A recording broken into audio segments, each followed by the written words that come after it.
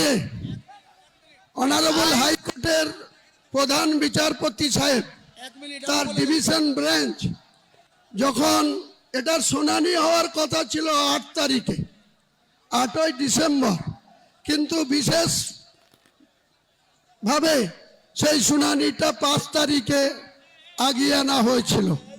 প্রধান বিচারপতিকে মেনশন করে ওনাদের পক্ষে যারা লয়ার ছিল তিনারা 8 তারিখের জায়গায় 5 তারিখে মেনশন করেছিল।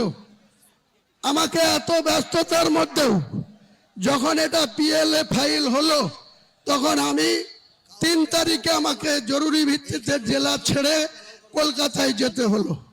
এই আলী আফজল সাহেব থেকে শুরু করে কয়েকজন বিশিষ্ট আইনজীবীর সাথে 1 ঘন্টা পরামর্শ করে ওনাদেরকে আমি পাওয়ার দিয়ে আসলাম যে যা করার করতে হবে।